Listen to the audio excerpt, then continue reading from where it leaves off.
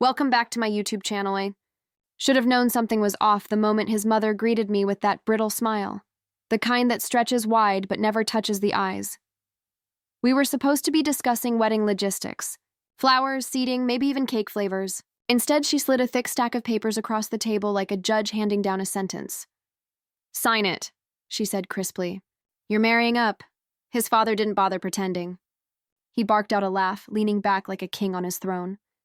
"Honestly," he smirked, "she has nothing to protect anyway." Their words didn't sting the way they expected. Not because I was numb, but because I knew something they didn't. I glanced at my fiancé, hoping he'd speak up. Instead, he looked everywhere but at me. That hurt more than their arrogance ever could. I picked up the pen, steady hands in silent fury wrapped in poise. That's when my attorney, seated beside me at their insistence, they wanted the signature done properly, leaned over and whispered, his voice barely louder than breath, "Should I tell them you hold the note on their $4.2 million estate?" The world stopped. His mother's lips parted, but no sound came out. His father froze like someone had unplugged him from the universe. Even my fiancé finally looked at me, really looked at me, for the first time in months. I set the pen down gently, the click echoing in the sudden vacuum of noise. I turned to their father first. "Do you know what foreclosure notices look like?" I asked softly. "Because I do. I signed them."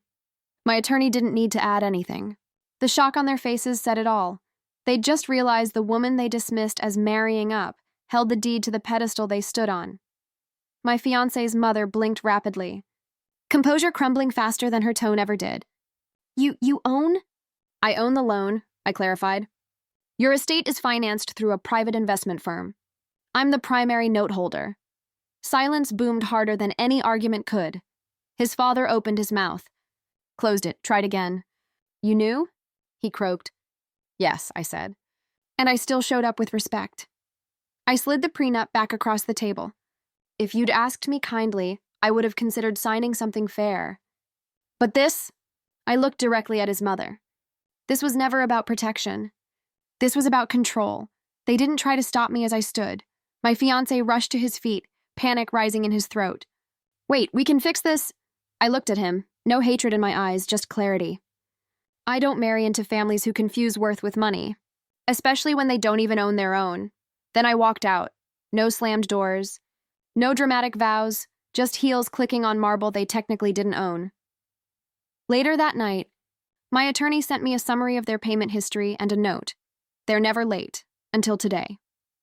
Their silence was the loudest apology they'd never speak. And me? I didn't just walk away. I walked into their home carrying a folder of color swatches and venue notes, still believing this was a planning meeting. His mother had insisted we come by to finalize a few things before invitations go out. She greeted me with a hug made of ice and perfume, the kind of embrace that says, "Smile for show, dear, then sit where I tell you." The dining table was cleared except for a leather-bound folder placed dead center like a prop in a performance I hadn't been warned about. I glanced at my fiancé, silently asking what was going on, but he just adjusted his cufflinks and avoided eye contact. The tension in the room didn't build. It was already waiting for me when I sat down.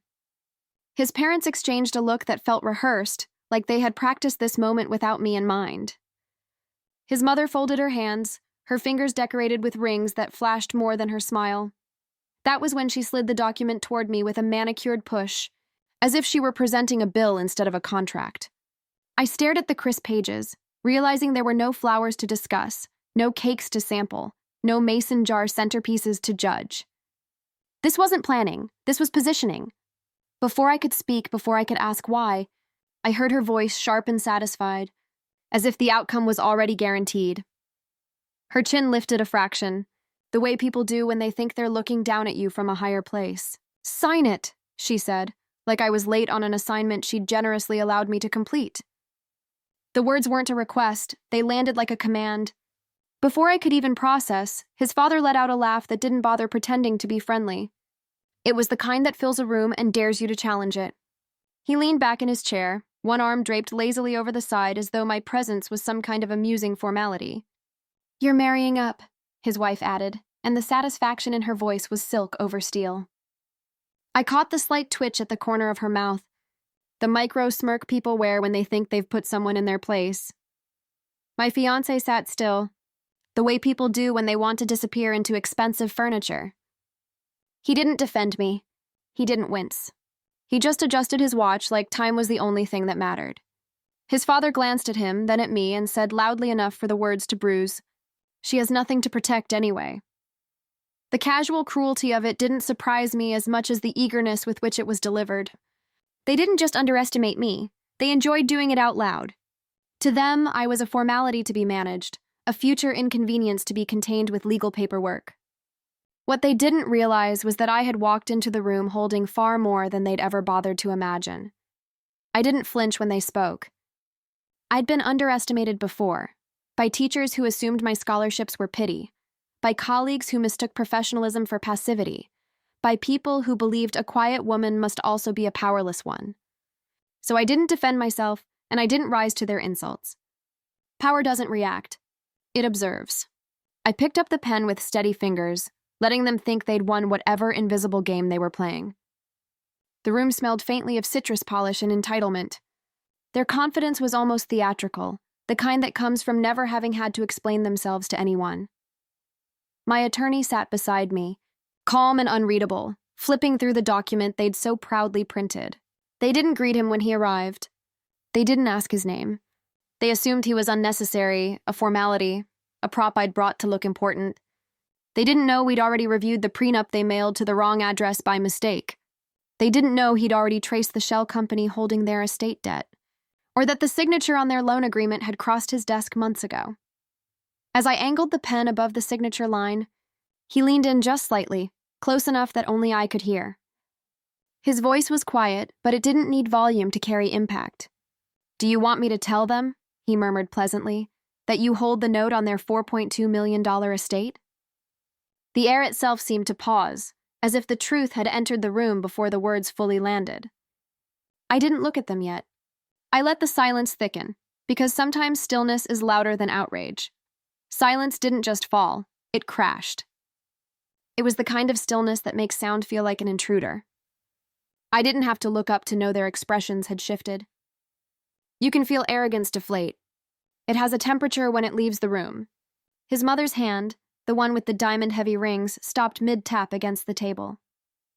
His father's laugh cut off so abruptly it left an echo behind, like someone had slammed a door on the sound. Even my fiancé finally broke his statue act and looked at me like I'd just spoken a language he didn't realize I was fluent in. I didn't speak right away. I set the pen down gently, the soft click against the paper louder than their earlier confidence. My attorney didn't repeat himself. He didn't need to. The weight of what he'd said, or rather what he'd implied, circulated the room like oxygen being replaced with truth. His father blinked hard, processing, trying to assemble the pieces. His mother's eyes darted toward the folder on the table, then to me, then back to her husband, as if searching for a script no one had prepared her for. For a moment, no one breathed deeply enough to disturb the air. His mother parted her lips, but whatever retort she'd been polishing died on her tongue.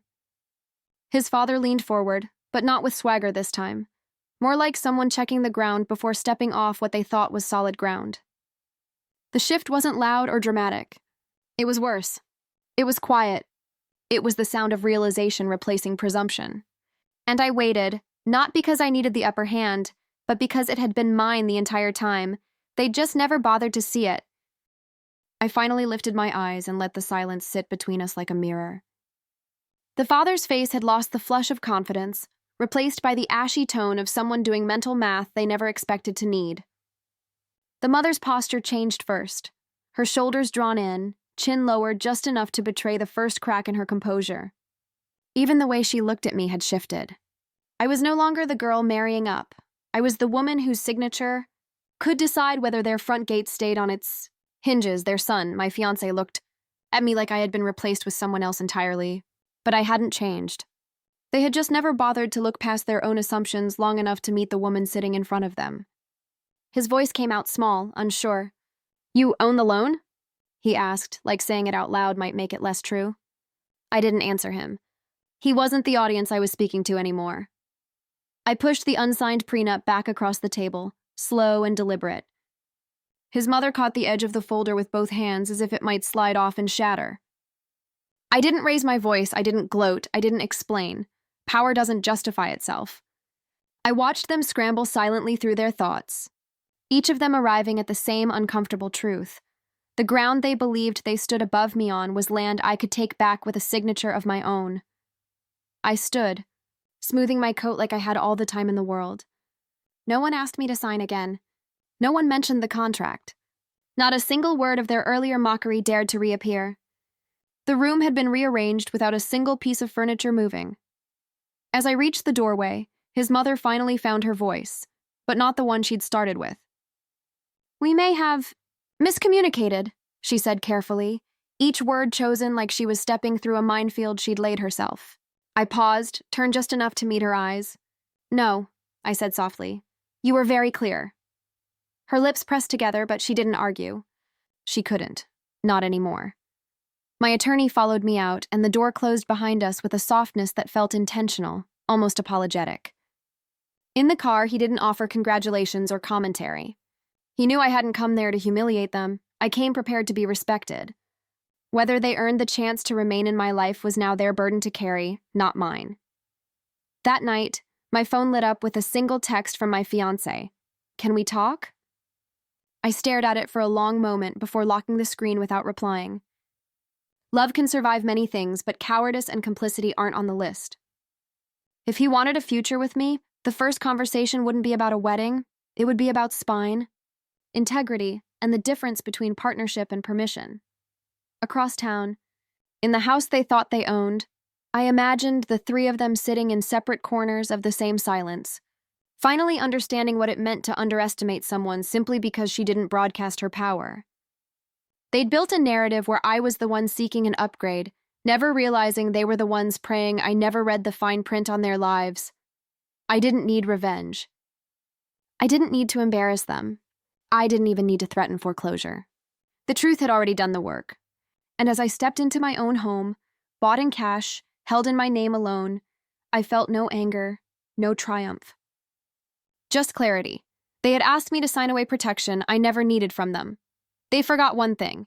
You can't marry up when you're already standing on higher ground.